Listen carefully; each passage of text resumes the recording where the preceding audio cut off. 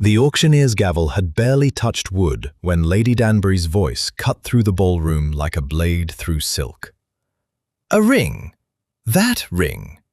She held up Clara's offering between two gloved fingers, turning it in the candlelight as though it were something she had found stuck to the bottom of her shoe. "My dear Lady Clara, I do believe the charity table is meant for items of value." A ripple of laughter moved through the crowd gathered beneath Clifton Manor's great chandeliers. Clara felt her cheeks burn, but she kept her chin level and her hands folded before her, the way her mother had taught her long before poverty had ever touched their family's name.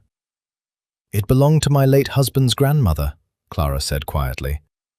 "I had hoped it might fetch enough to settle the land taxes on our cottage." "How touching!" Lady Danbury's smile did not reach her eyes. "Though I confess, watching a widow beg for scraps at my own soirée does rather spoil the evening's charm." More laughter. Somewhere near the punch table, a young lord snorted into his glass. Clara's fingers tightened around her fan, and she told herself she would not cry. Not here, not in front of half the county. She had not expected anyone to come to her defense. She had certainly not expected it to be him. 5,000 guineas. The words landed in the ballroom the way a stone lands in a still pond. First silence, then a widening circle of murmurs. Every head turned toward the tall figure who had stepped away from the far wall, where he had been standing so quietly that most of the guests had forgotten he was even present. Duke Benedict of Ashworth was not a man given to public spectacle. In the 3 years since he had inherited his title, he had earned a reputation for saying little and revealing less. Which was precisely why the ballroom fell so silent now, because a man like that did not raise his voice over a worn gold ring unless he had a reason worth 5,000 guineas. "Your Grace." Lady Danbury's composure flickered, just for a moment, before she recovered it. "Surely you jest. The item is hardly worth—" "I do not jest, Lady Danbury." Benedict crossed the floor with unhurried steps, and the crowd parted for him the way water parts for a ship's bow. He stopped before Clara, and for the first time that evening, someone looked at her not with pity, but with something closer to respect. "May I?" Clara, too stunned to speak, allowed him to take the ring from Lady Danbury's fingers. He held it up, not to admire it, but to examine the underside of the band, where a small, worn engraving sat almost invisible beneath years of tarnish. "This ring," Benedict said, loud enough for the room to hear, "bears a crest, a very old one, older, I dare say, than most of the titles standing in this ballroom tonight." "A crest," Lady Danbury repeated, as though the word amused her. "And what of it?" "It is the seal of a crown grant." Benedict turned the ring so the light caught the faint pattern.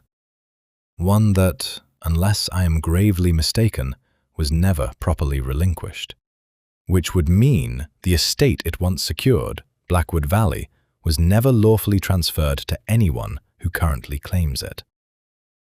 The murmurs turned to gasps. Clara's breath caught in her throat. She knew Blackwood Valley. Everyone in the county knew it.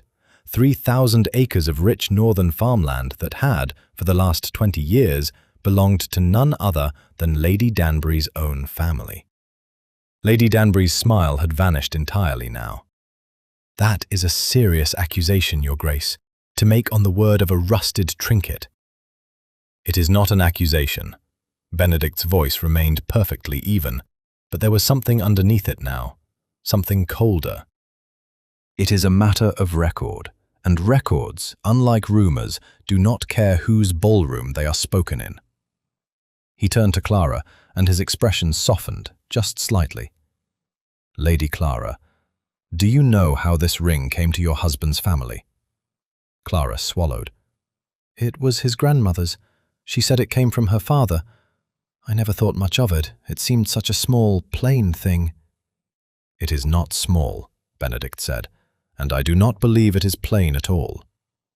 He pressed the 5,000 guineas into the auctioneer's stunned hands, then turned back to Clara, offering his arm with the calm authority of a man who had already decided how the rest of the evening would go, whether the room agreed with him or not. "I think," he said, "it would be wise for us to speak privately, my lady, before certain parties in this room have time to reconsider their family's paperwork."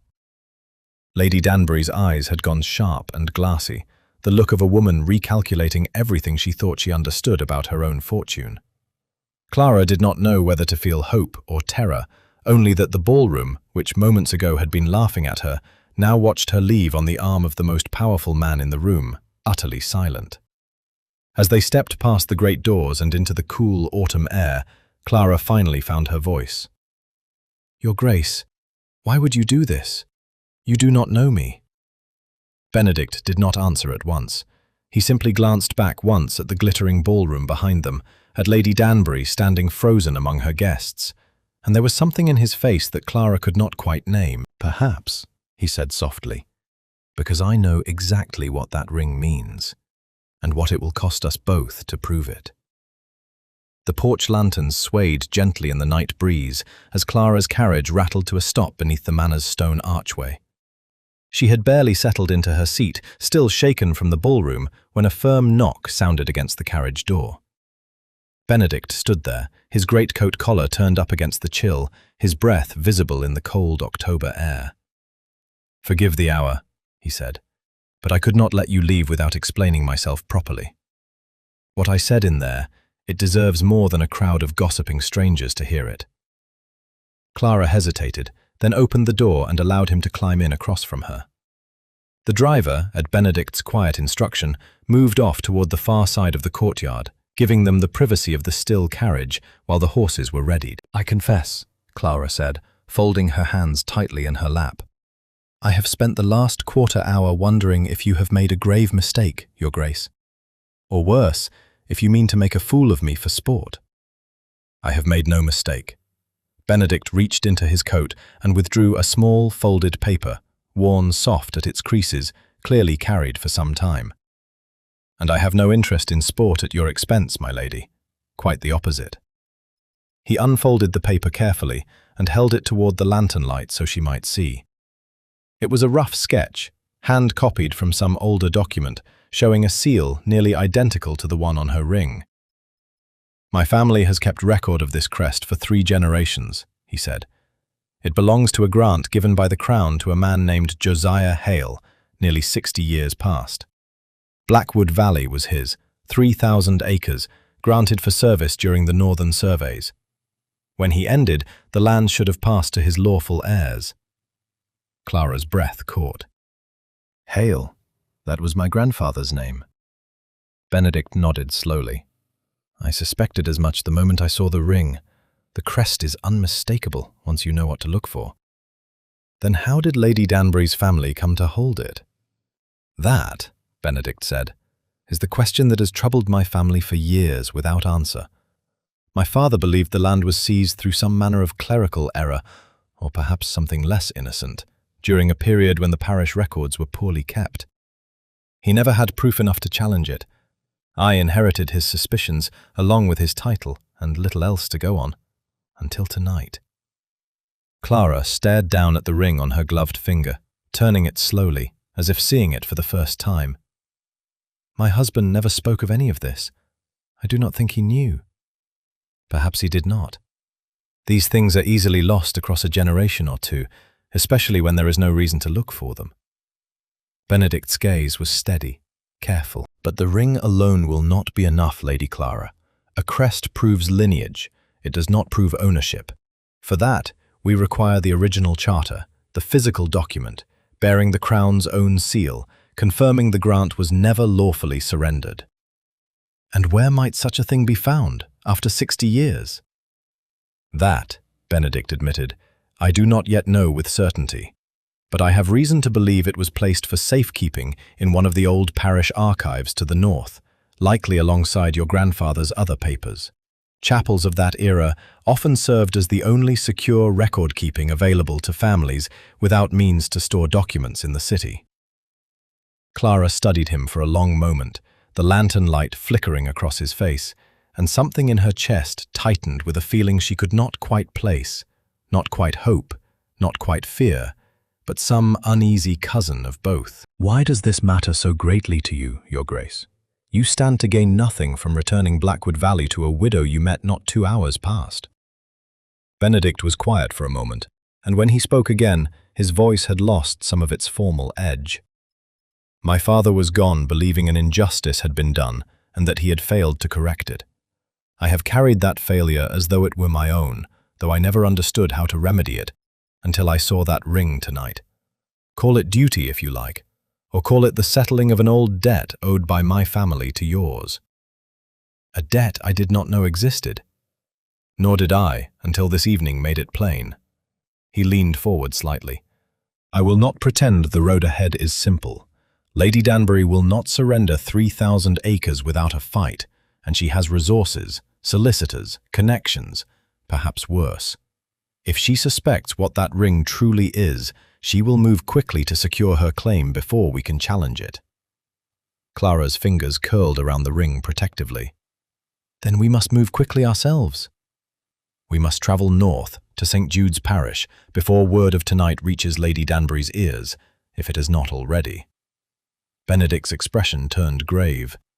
I would ask you to accompany me, my lady, not because propriety demands it, but because that ring is the only proof of your claim, and I fear it is no longer safe in your keeping alone. The carriage horses stamped restlessly outside, and somewhere behind them the ballroom's music had resumed, faint and distant, as though the evening's scandal had already been folded neatly back into the night's polite forgetting. Clara looked down at the worn gold band on her finger, the small, plain thing she had nearly sold for a handful of coins, and felt, for the first time in a very long while, the stirrings of something like purpose. Very well, Your Grace, she said. When do we leave? Benedict's mouth curved, not quite a smile, but close enough to it. At first light. And, Lady Clara, I would ask that you tell no one where we are bound, not even your own household. Outside, the lanterns guttered in the wind, and somewhere beyond the manor's stone walls, a rider she had not noticed turned his horse quietly toward the road, watching the carriage long after it had gone still.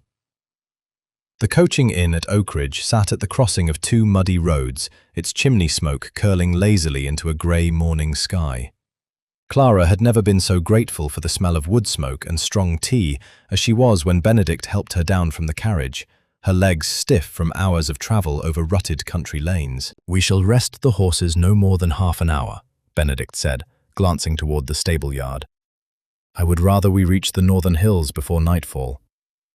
Clara nodded, too weary to argue, and followed him through the low doorway into the inn's common room, where a fire crackled beneath a blackened mantel and a handful of travellers sat hunched over their morning meals.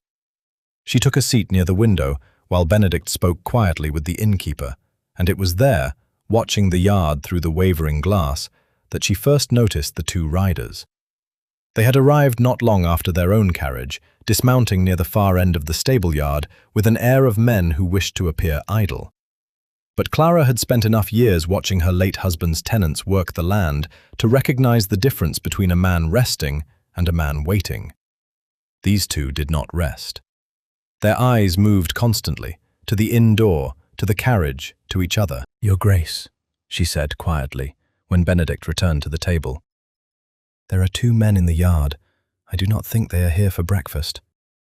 Benedict's gaze flicked briefly toward the window, then away again, his expression unchanged, though something in his posture had gone very still. How long have they been there? Since shortly after we arrived.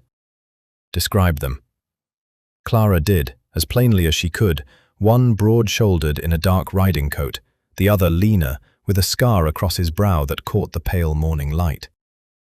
Benedict listened without interruption, and when she finished, he let out a breath that was not quite a sigh. Lady Danbury moves faster than I credited her. He reached for his tea, though Clara noticed he did not drink it. I suspect she sent word to her steward the moment we left the ballroom. Men such as these are not difficult to hire if one has the coin and the desperation. What do they want? The ring, most likely, or to see us delayed long enough that she can secure some manner of legal claim before we reach the archive.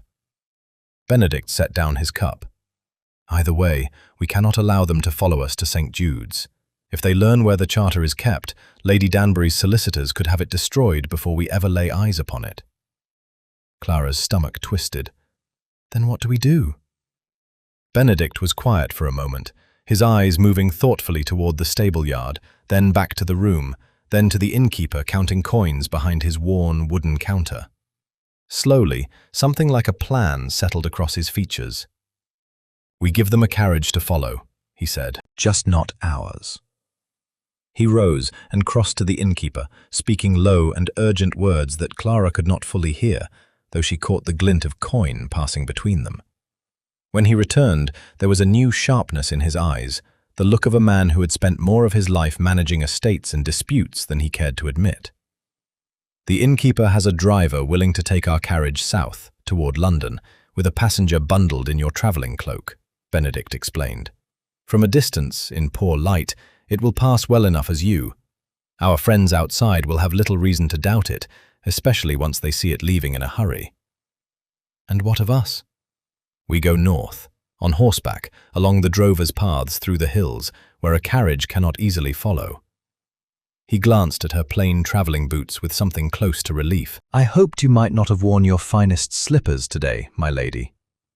Despite the fear coiling in her chest, Clara found herself almost smiling. "I have not worn slippers of any kind since my husband's passing, Your Grace. Practicality does not care much for fashion." "Then we are fortunate in that, at least." The plan unfolded with startling speed. Within the quarter hour, a young stablewoman was bundled into Clara's grey travelling cloak and settled into the carriage, her face turned carefully away from the window.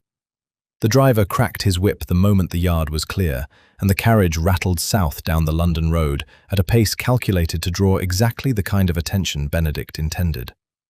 From the shadow of the stable, Clara watched the two riders exchange a brief, urgent word before swinging into their saddles and setting off in pursuit, precisely as Benedict had predicted. "Now," he said, already leading two saddled horses from the far side of the yard, "before anyone else takes notice of us." Clara had not ridden astride since she was a girl, and the borrowed mare beneath her felt unfamiliar and restless, but there was no time for hesitation.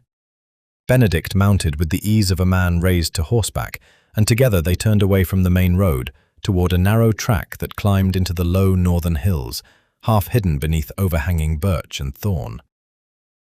"Where does this lead?" Clara asked, urging her horse alongside his. "North," Benedict said simply, his eyes fixed on the rising ground ahead, "to the one place Lady Danbury cannot easily follow, and the one place that may yet prove your grandfather was never the man she and her family claimed him to be."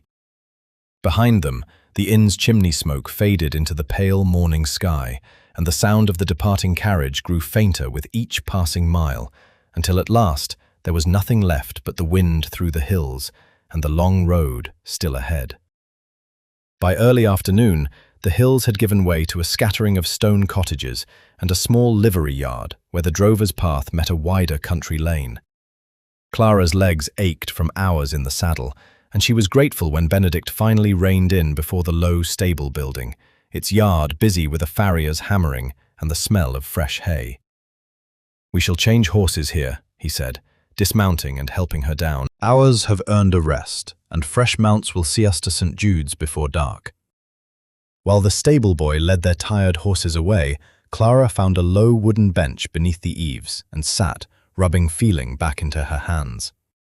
Benedict joined her a moment later, 2 cups of warm cider in hand, courtesy of the stablemaster's wife.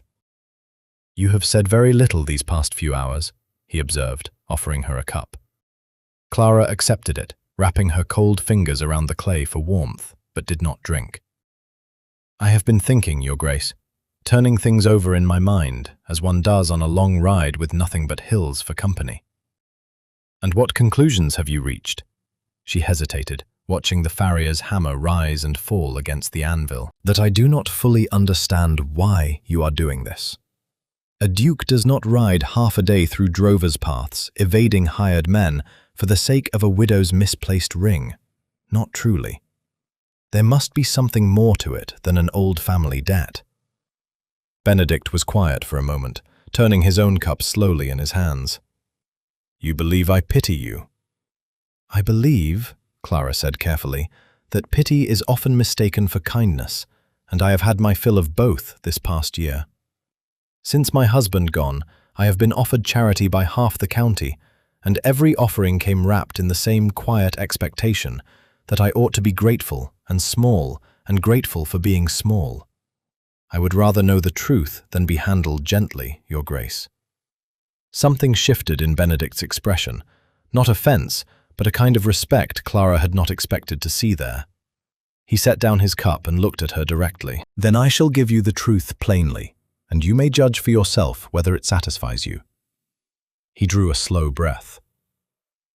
My grandfather was among the witnesses who signed your grandfather's grant, Lady Clara. Josiah Hale did not simply receive Blackwood Valley through some clerk's careless stroke of a pen. He earned it, through 3 years of dangerous survey work along the northern borders, mapping land no one else was willing to walk, in weather that killed 2 other men before him. My grandfather respected him greatly. He said once that Hale was the only man of his acquaintance who never once complained of the cold, though it plainly troubled him more than he let on. Clara's throat tightened unexpectedly. I never knew my grandfather. He was gone before my mother was old enough to remember him well. Then perhaps it will comfort you to know he was not a man easily dismissed, whatever Lady Danbury's family may claim. Benedict's voice had softened, though it lost none of its conviction. When the grant was quietly reassigned some years later, my grandfather protested it, but he held no legal standing to challenge the matter himself, and the family who received it were far better connected at court than a mere witness's signature could contend with. He was gone, believing an injustice had been allowed to stand, and told my father as much on his deathbed. My father, in turn, told me, though by then there seemed little to be done about a wrong committed 2 generations past, with no proof beyond an old man's memory. Until the ring. Until the ring, Benedict agreed. You must understand, Lady Clara, this is not pity. It is not even entirely charity. It is the closing of a debt my family has carried, unspoken, for far longer than either of us has been alive. I would see it righted, regardless of whose hand wore that ring tonight. That it happens to be yours, a woman I find myself admiring more with every mile of this journey, is, I confess, rather more than I anticipated when I stepped forward at that auction. Clara felt heat rise in her cheeks, and she looked down quickly at her cider, unsure whether it was his words or the honesty behind them that unsettled her more. You need not flatter me, Your Grace, she said, though her voice had lost some of its earlier sharpness. I am not in the habit of flattery, Benedict replied simply. I find it wastes breath better spent on truth. Before Clara could answer, the stable guy returned, leading 2 fresh horses saddled and ready, their coats dark and glossy from a recent brushing. Benedict rose and offered his hand to help her up, though this time she found herself hesitating a moment longer than necessary before taking it. We have perhaps 3 hours of daylight left, he said, glancing toward the sky, where thin grey clouds had begun gathering along the horizon. St. Jude's lies just beyond the next ridge. If we ride steadily, we shall reach the chapel before dark, and before anyone else thinks to look for us there.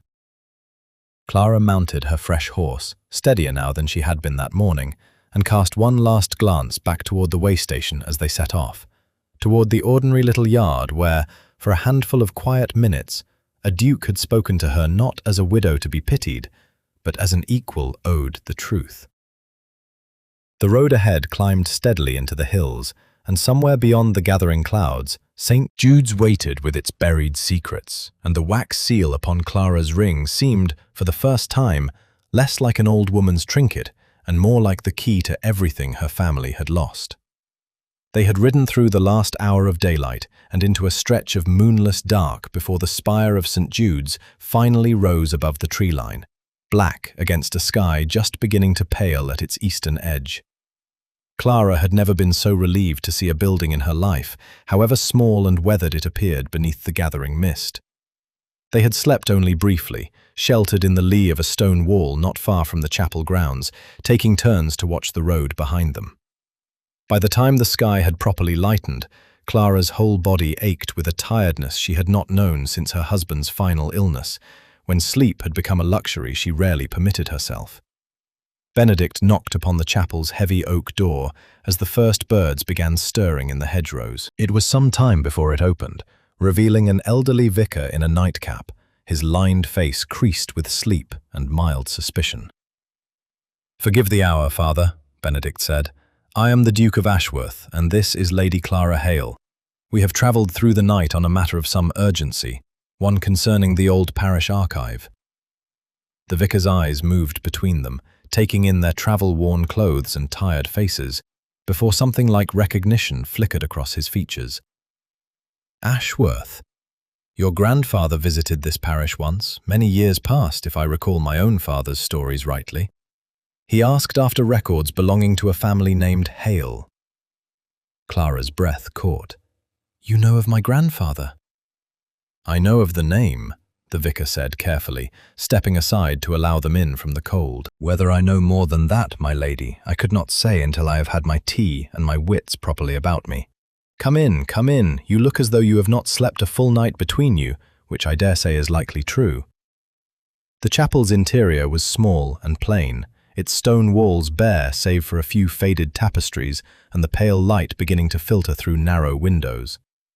The vicar led them through a low side door and down a narrow flight of steps into the archive cellar, a cramped space lined floor to ceiling with wooden shelving, each one crowded with bound ledgers, rolled parchments, and boxes thick with dust.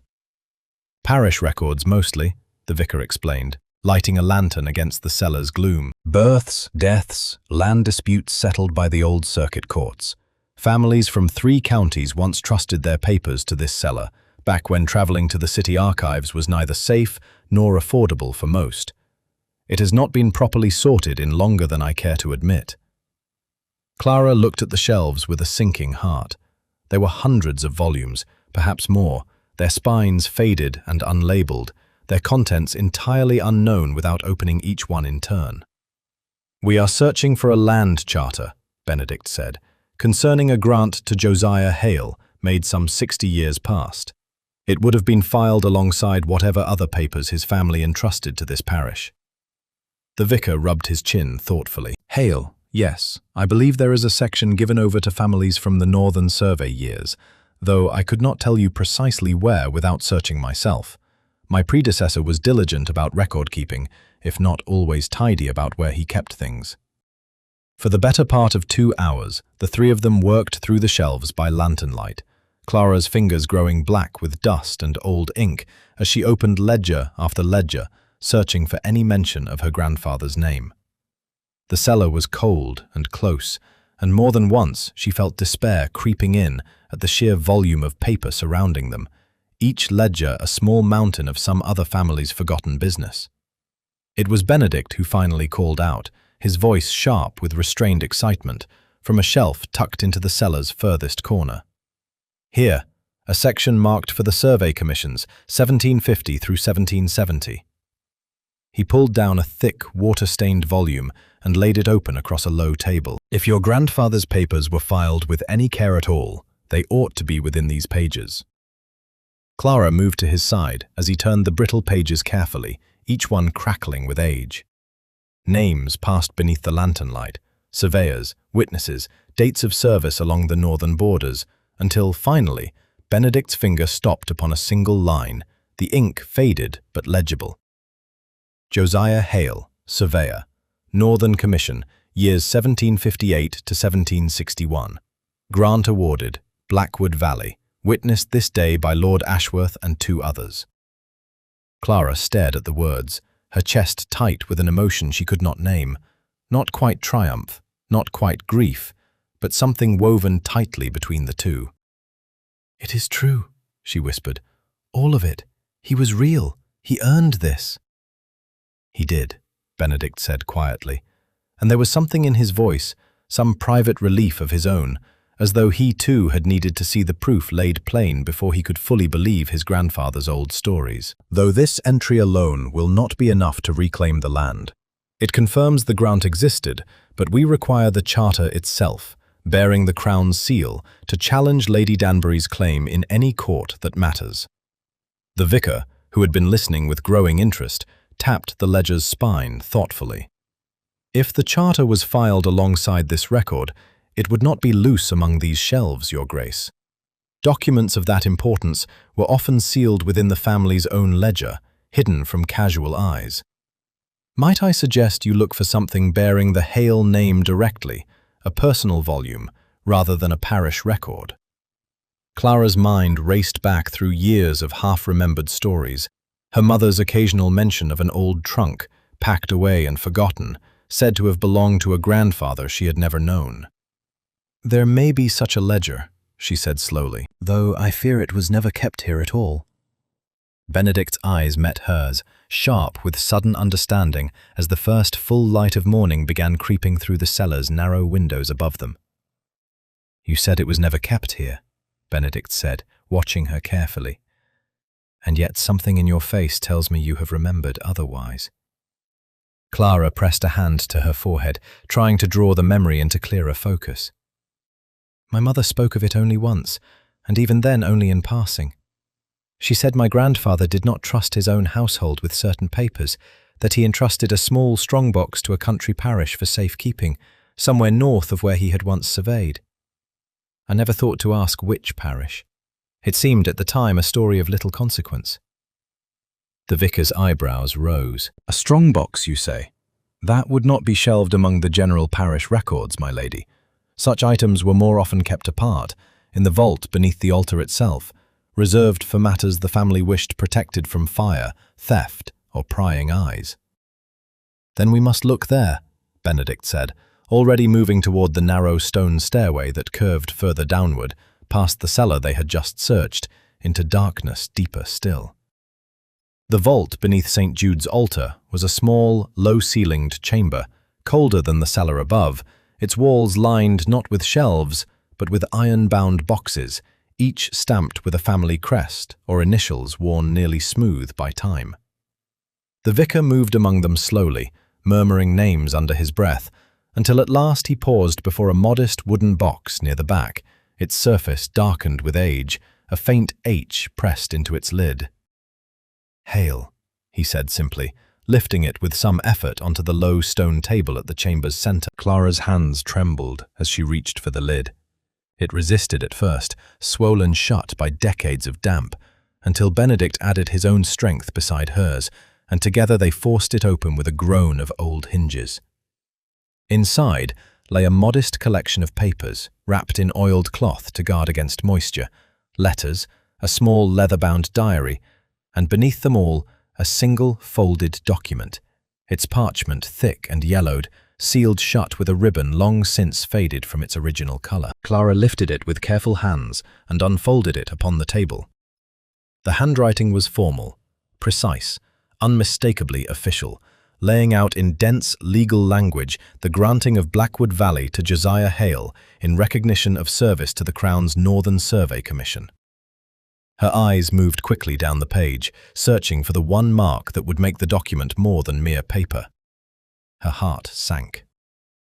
"There is no seal," she said. "Where the wax ought to be pressed, there is only a blank space."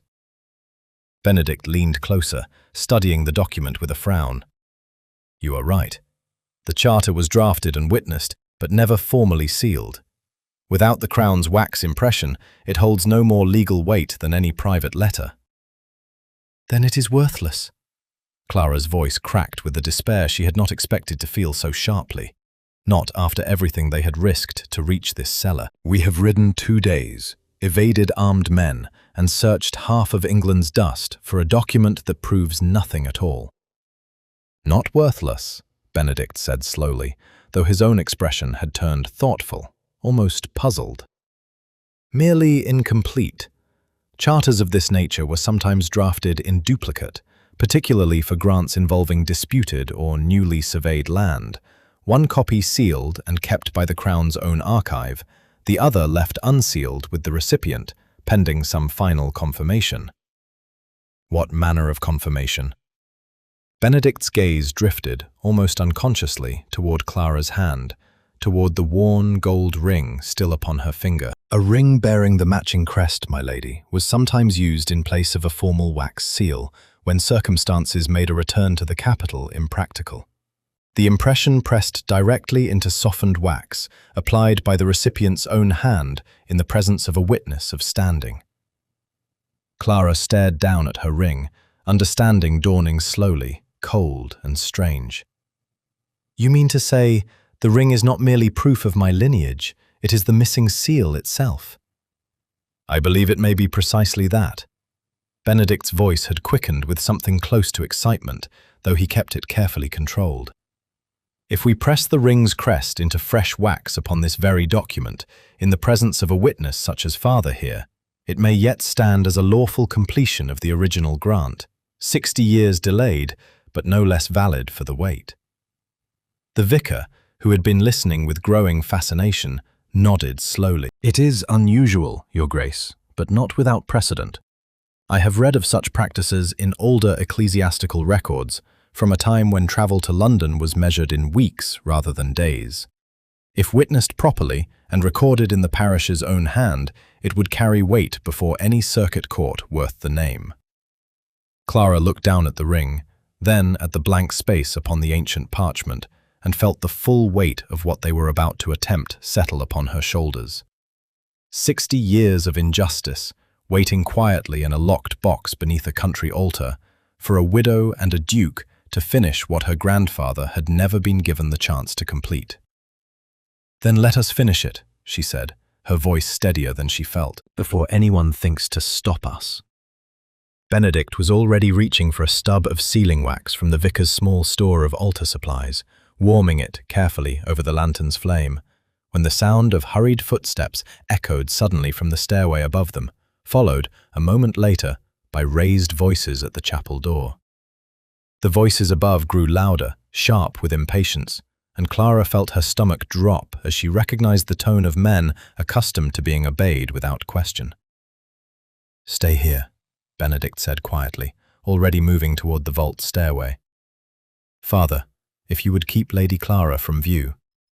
But Clara had not travelled 2 days on horseback, evaded footpads, and torn her fingers raw, searching through dust-choked ledgers only to hide now. She followed close behind him, the unfinished charter clutched carefully against her chest, the ring still warm upon her finger from where Benedict had only just begun preparing the wax. At the top of the stairs, the chapel door stood open, admitting 3 men in dark riding coats, their boots leaving muddy prints across the stone floor. Clara recognized the leaner of them at once, the scarred brow from the coaching inn at Oakridge. Beside him stood a heavier man she did not know, and behind them both, unmistakable even beneath a plain travelling cloak, stood Lady Danbury herself, her face flushed from hard riding and harder fury. "Your Grace." Lady Danbury's voice carried none of its ballroom sweetness now. "I had rather hoped you would prove easier to follow than this. My steward informs me you sent a decoy south, which I confess was cleverly done.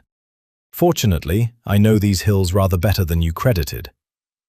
"Lady Danbury." Benedict stepped forward, placing himself deliberately between her and the vault stairway. "You have ridden a long way for a widow's trinket." "That trinket," Lady Danbury said, her eyes flicking sharply to Clara, "is stolen property, taken from my household without leave.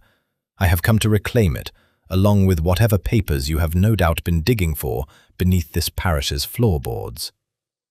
"Stolen," Clara repeated, unable to keep the disbelief from her voice. "It was never yours to begin with." "It was in my possession, offered freely at my own auction, until His Grace saw fit to make a spectacle of stealing it from under my nose." Lady Danbury's gaze hardened. "I have solicitors prepared to argue precisely that, before any magistrate willing to hear it. Now, the document, if you please. Whatever fantasy you have concocted down there ends here."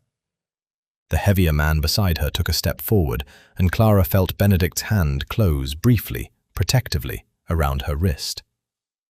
"You will not have it," Benedict said, his voice low and dangerously calm. "I rather think I will," Lady Danbury replied, "given that you are outnumbered, Your Grace, and rather far from any friends of your own." For a moment, no one moved. Then the vicar, who had followed them up from the vault with surprising quickness for a man of his years, stepped forward, planting himself firmly before the great iron-bound doors that separated the chapel's nave from the outer courtyard. "This is consecrated ground," he said, his voice trembling but resolute. "I will not have violence done within these walls, whatever quarrel you carry between you. Take it outside, if you must, but you shall not do it here." Lady Danbury's jaw tightened, but even she seemed hesitant to press the matter within a house of worship, with a man of the cloth standing directly in her path. "Very well. Outside, then." It was the opening Benedict needed. "Father, the gates," he said quietly. The vicar's eyes widened with sudden understanding, and as Lady Danbury and her men turned toward the courtyard doors, he moved with surprising speed toward the heavy iron gates that guarded the chapel's outer wall. Gates meant, in older and more dangerous centuries, to hold off raiders rather than trespassing solicitors' agents. "Through the garden path," Benedict said urgently, pulling Clara toward a low side door near the vestry. "Quickly, before they think to block it." They slipped through just as the vicar hauled the great gates shut behind Lady Danbury's men, the old iron groaning as it swung closed, buying precious seconds while the men fumbled at the latch on the far side. Clara heard Lady Danbury's furious shout echo across the courtyard, muffled now by stone and distance. The vicar's private garden lay beyond the vestry, a narrow strip of herb beds and low fruit trees bordered by a crumbling wall, and beyond that, a gap in the hedgerow that opened onto a farm track winding down toward the valley. "The horses," Clara gasped, glancing back toward the stable yard where they had left their mounts, now clearly visible to anyone still inside the chapel walls. "No time," Benedict said, already pulling her toward the hedgerow gap. "We go on foot until we are clear of the grounds. There is a farmhouse not half a mile distant. I noticed it as we arrived this morning. If we can reach it, we may yet borrow horses enough to see us away."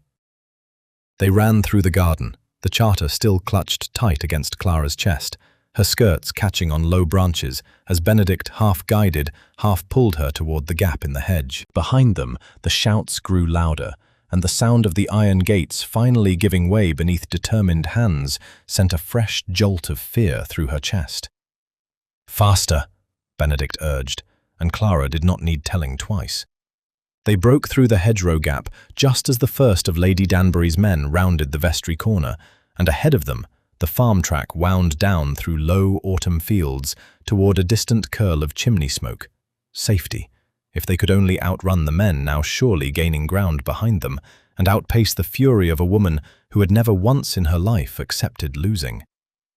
They had reached the farmhouse breathless and mud-streaked, and the farmer's wife, seeing Clara's torn hem and Benedict's grim urgency, had asked no questions beyond what coin they carried for 2 borrowed horses. It had taken the better part of a day and night to reach York by lesser roads, avoiding the main coaching route where Lady Danbury's men were most likely to watch, and Clara had never in her life been so grateful to see a town's grey stone walls rising ahead of them in the pale morning light. The Assize Court stood at the heart of York's old quarter, a building of solid grey stone that seemed to Clara to embody all the cold formality of the law itself. Her legs ached, her cloak was still faintly damp from the previous night's dew, and the charter she carried, now properly sealed with the pressed impression of her ring, felt heavier in her hands than its thin parchment ought to allow. "We shall present the charter to the circuit judge directly," Benedict said, as they climbed the worn stone steps toward the court's entrance. With the seal now complete, and the parish's own witness recorded, there should be little grounds left for delay. But the clerk who met them just inside the entrance hall wore an expression that told Clara, before he had even spoken, that their journey was not yet nearing its end. "Your Grace." The clerk, a thin man with ink-stained fingers and spectacles perched low on his nose, bowed briefly, though his manner remained cautious. "I regret to inform you that a filing was lodged with this court only yesterday afternoon concerning the very matter you have come to present." Benedict's expression darkened. "What manner of filing?" The clerk consulted a ledger on his desk, running one finger down a densely written page. "An injunction, Your Grace, lodged by solicitors acting on behalf of Lady Danbury, claiming that a ring of considerable value was stolen from her household 2 nights past, and that the parties responsible are believed to be traveling under false pretenses, seeking to defraud the court with forged documentation. Clara's breath caught. Forged? We have traveled 2 days to bring nothing but the truth before this court. I do not doubt your sincerity, my lady, the clerk said, not unkindly. But the court cannot simply take your word against a formal filing, particularly one levelled against a woman of Lady Danbury's standing. Until the matter of the theft accusation is resolved, I fear the circuit judge cannot properly consider your charter's merits, whatever they may be. Benedict's jaw tightened, though his voice remained carefully controlled. Then let the accusation be resolved swiftly. Where might we find the judge presiding over such matters this morning? The clerk hesitated, glancing between them with the wariness of a man unused to dukes appearing unannounced and travel-worn at his desk. Judge Halloway presides over the morning's docket, Your Grace, though I must warn you, his chambers are rather full already, and he is not known for patience with matters brought before him out of proper order. Then we shall test that patience, Benedict said, for I do not intend to leave this court without either the charge dismissed or the charter heard. Preferably both, and preferably today. The clerk, evidently deciding that arguing further with a duke was not among his more pressing duties, led them down a narrow corridor lined with heavy oak doors, each bearing the muffled sound of some ongoing dispute, land boundaries, unpaid debts, the small daily grievances of a county's worth of quarrelling neighbours. At the corridor's end, he knocked upon a door marked with brass lettering, and after a long moment, a gruff voice bid them enter. Judge Halloway proved to be a stout, silver-haired man, seated behind a desk cluttered with papers, his spectacles pushed up onto his forehead as though he had been rubbing tired eyes only moments before their arrival. He regarded Benedict and Clara with the weary look of a man who had already heard a great many improbable stories that morning and expected theirs to be no different. "The Duke of Ashworth," he said, reading from a card the clerk had hastily provided. "And, I presume, the widow accused of theft in a filing not yet a day old. You move quickly, Your Grace, I shall grant you that." "We move quickly," Benedict replied evenly, "because the truth does not improve with delay, my lord, and Lady Danbury's solicitors have shown a particular talent for using delay against us." Halloway's brows rose slightly at the directness, though something in his expression suggested he was not entirely displeased by it. "Bold words, for a man interrupting my morning docket. Very well, let us hear this truth of yours, briefly, before I decide whether it warrants further hearing at all." Clara stepped forward, her hands trembling slightly as she unfolded the sealed charter and laid it upon the judge's cluttered desk, alongside the small leather diary they had recovered from her grandfather's strongbox. "My lord," she said, her voice steadier than her hands, "I have not stolen anything. The ring in question was my late husband's grandmother's, passed down through 3 generations of my family, and it bears the very seal that completes this charter, a grant made to my own grandfather, Josiah Hale, for service to the Crown's Northern Survey Commission some 60 years past." Judge Halloway's eyes moved over the document slowly, his earlier weariness giving way gradually to something more attentive. He lifted the parchment closer to the window light, studying the pressed wax seal at its foot, then glanced up at Clara with new interest. "This is no small claim you bring before me, Lady Clara," he said quietly. "If genuine, it concerns rather more than a widow's ring. It concerns the lawful ownership of Blackwood Valley itself." "It is genuine, my lord," Benedict said, "and I stand ready to testify to its authenticity as a peer of the realm, alongside the parish records confirming its origin." The judge was silent for a long moment, tapping one finger thoughtfully against the desk, before finally reaching for a fresh sheet of paper and dipping his pen. "Then it appears," he said, "that Lady Danbury's theft charge shall need rather more urgent attention than I first intended to give it, and I believe I shall wish to hear both parties in full before this matter goes any further." By the time the theft charge was called for proper hearing, word had spread through the court's narrow corridors that a duke had appeared unannounced with a widow and a sealed charter, and a small crowd of clerks and idle solicitors had gathered near the chamber doors, eager for whatever spectacle the afternoon might provide. Lady Danbury arrived precisely on the hour, composed once more in her travelling silks, her own solicitor a thin, sharp-eyed man named Mr. Pemberton, who carried himself with the confidence of someone who had won a great many arguments through paperwork alone. "Your Honour," Pemberton began, once the chamber had settled, "my client's claim is simple. The ring in question was removed from Lady Danbury's household under circumstances that can only be described as theft, presented at a charity auction under her own roof, and then seized by His Grace before any lawful sale could be completed." "Removed," Judge Halloway repeated, glancing at Clara. "Or purchased, Mr. Pemberton, for the sum of 5,000 guineas, in full view of a ballroom of witnesses." "A purchase built upon deception, Your Honour. His Grace claimed the ring held significance he had, at that time, no proof to support. We contend it was a scheme, concocted between His Grace and the widow, to defraud my client of property rightfully belonging to her family." Clara felt heat rise in her chest at the word scheme, but Benedict's steady hand at her side kept her from speaking out of turn. "A serious accusation," Judge Halloway said, "requiring rather more than supposition to sustain it. Lady Clara, you have brought further evidence, I understand, beyond the charter itself?" Clara nodded, reaching into the small satchel she had carried since the vault beneath St. Jude's, and drew out her late husband's journal, its leather cover worn soft with handling, along with the smaller diary recovered from her grandfather's strongbox. "My husband kept detailed record of our family's possessions in the years before his passing, Your Honour," she said, laying the journal open upon the desk. "Here, this entry, dated some 5 years past, describes the ring precisely, along with the story his grandmother told him of its origin. He writes that it was given to her by her father, Josiah Hale, along with instruction that it should never be sold, though he confesses he never fully understood why she considered a simple gold band so precious." Judge Halloway read the entry carefully, his expression thoughtful, before turning to the smaller diary beside it.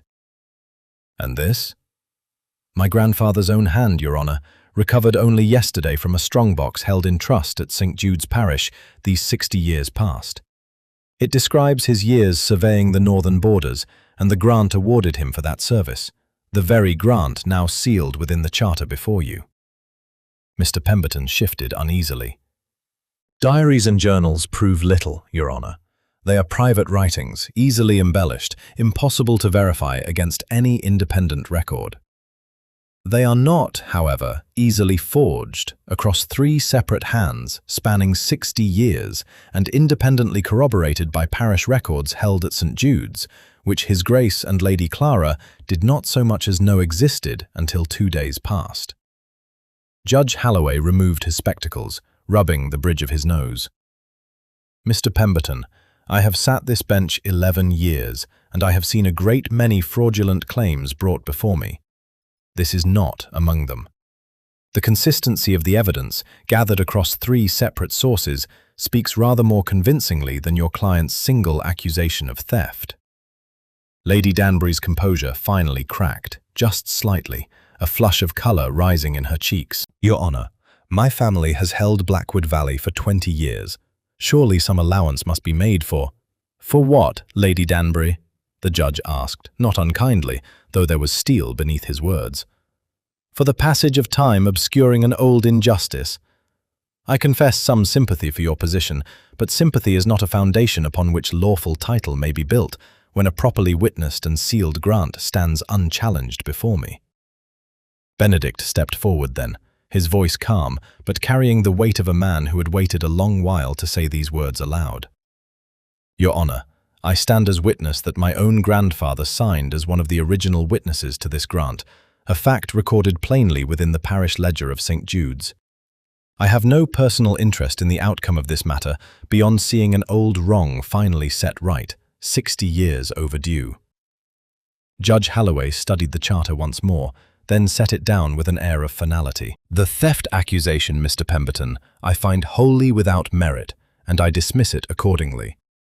As for the broader question of Blackwood Valley's rightful ownership, that is a matter I am not prepared to settle informally within these chambers.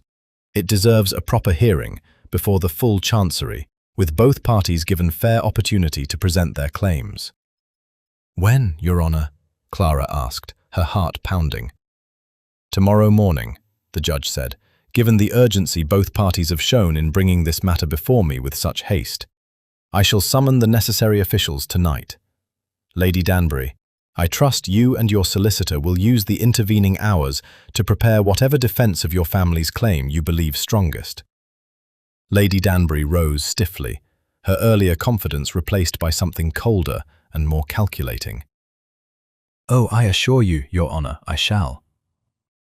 As the chamber emptied, Clara felt Benedict's hand find hers briefly, a quiet gesture of reassurance amid the tension still hanging thick in the room. "Tomorrow, then," he said quietly. "One more day, Lady Clara, and this shall finally be decided." Clara looked down at the ring upon her finger, then at the sealed charter now resting in the court clerk's careful custody, and felt the strange, fragile weight of hope settling over her exhaustion. "One more day," she echoed softly. "I confess I hardly know how to wait it out." The Grand Chancery Hall was unlike any room Clara had entered in her life. Vast, high-ceilinged, its walls lined with portraits of solemn men long dead, their painted eyes seeming to watch the proceedings below with the same cold judgment as the living officials gathered that morning. She had slept little, spending most of the night rehearsing words she feared she would forget the moment she was called to speak them. Benedict had arranged rooms for them both at a respectable inn near the court, and had insisted, over her protests, that she rest rather than pace the halls, reviewing evidence they had already presented once. But sleep had come only in fitful stretches, broken by dreams of ballrooms and hedgerows and the sound of iron gates swinging shut. Now, standing at the front of the hall beside Benedict, watching Lady Danbury and Mr. Pemberton arrive with an entourage of 3 additional solicitors, Clara felt her earlier hope curdle slightly into fresh anxiety. "They have brought reinforcements," she murmured. "They have brought men paid to sound confident," Benedict replied quietly. "It does not mean they possess anything new to say." The presiding magistrate, a tall, austere woman's uncle by marriage, named Lord Justice Ainsley, called the chamber to order with a single sharp rap of his gavel and the low murmur of gathered spectators, for word of the dispute had spread through York's legal circles overnight, fell silent. "We are gathered," Ainsley began, "to settle a matter of disputed title concerning Blackwood Valley, its rightful ownership contested between Lady Clara Hale, widow, and Lady Danbury, current occupant of some 20 years' standing. Mr. Pemberton, you may begin with your client's claim." Pemberton rose smoothly, all trace of yesterday's uneasiness carefully smoothed away. "My lord, Lady Danbury's family has held Blackwood Valley in good faith for 2 decades, developed its farmland, maintained its tenants, and paid its taxes without dispute or challenge from any quarter, until 2 days past, when a widow of modest means and a duke with, shall we say, a personal interest in the outcome, arrived bearing a document of questionable provenance." "Questionable," Ainsley repeated. "On what grounds do you challenge its authenticity, beyond your earlier accusation of theft, which I understand Judge Halloway has already dismissed?" "On the grounds, my lord, that a seal pressed only yesterday, by a ring conveniently rediscovered after 60 years, cannot reasonably be considered equivalent to a properly executed Crown Charter, sealed and recorded at the time of the original grant." Ainsley's gaze shifted to Benedict. "Your Grace, I understand you wish to speak to this point." Benedict stepped forward, and Clara watched him with something close to awe. The same calm authority he had carried into the ballroom 2 nights past, though tempered now with the weariness of their journey, and something graver besides. "My lord, the practice of completing a charter's seal by the recipient's own hand, in circumstances where travel to the capital archive was impractical, is not without precedent, as the vicar of St. Jude's parish has attested in writing, submitted to this court this very morning." He gestured to a folded letter now resting upon the clerk's desk. "The delay of 60 years reflects not fraud, my lord, but the quiet burial of an injustice, a grant deliberately obscured, I believe, by those who stood to benefit from its disappearance." A murmur rippled through the gathered spectators. Lady Danbury's face had gone rigid. "A serious accusation, Your Grace," Ainsley said. "Do you offer proof of deliberate concealment, or merely suspicion dressed in convenient language?" Benedict reached into his coat and withdrew a final document, one Clara had not seen before, folded carefully and marked with a wax seal of its own. "My lord, I submit correspondence recovered from my own family's estate archive, written by my grandfather some 58 years past, addressed to the Crown's Land Office, formally protesting the reassignment of Blackwood Valley from Josiah Hale's lawful heirs to another family, without proper cause given." The letter was returned unanswered. I did not know, until 3 days past, whether such a letter had truly existed, or whether it was merely a story passed down through my family's private grief. I searched my grandfather's papers the night before we departed for York, and found it exactly where family memory claimed it would be. He handed the letter to the clerk, who passed it up to Ainsley's bench. The chamber had grown utterly silent now, spectators leaning forward, the earlier murmur replaced by breathless anticipation. Ainsley read the letter slowly, his expression unreadable, before setting it beside the sealed charter and Clara's grandfather's diary, comparing the handwriting, the dates, the careful details each document offered in quiet corroboration of the others. "This is a formidable weight of evidence, Your Grace," he said finally, "gathered from 3 independent sources across 2 families, none of which appear to have coordinated their record-keeping with any thought toward a courtroom 60 years distant." He turned to Pemberton. "Have you anything further to offer, beyond suspicion of convenience?" Pemberton glanced toward Lady Danbury, who sat rigid and pale, her earlier confidence entirely drained away. He hesitated, clearly searching for some final argument, before finally shaking his head. "Nothing further at this time, my lord."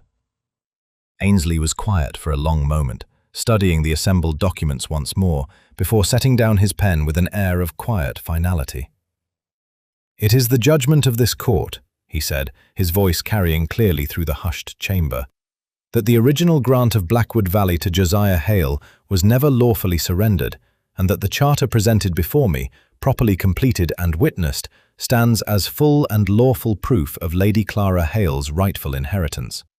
Lady Danbury's claim to the estate is hereby struck down, effective immediately, and full title to Blackwood Valley is restored to Lady Clara Hale, her heirs and successors." The gavel fell, sharp and final, and for a moment Clara could not quite believe the words she had heard. Beside her, Benedict let out a breath she suspected he had been holding for rather longer than the morning's proceedings alone. And somewhere behind them, Lady Danbury rose from her seat and left the chamber without a single backward glance. The journey from York to Blackwood Valley had taken the better part of 2 days, but Clara scarcely noticed the miles this time, her mind too full of everything that had happened and everything still to come. When the carriage finally crested the last low hill and the manor came into view, she asked the driver to stop, wanting a moment simply to look.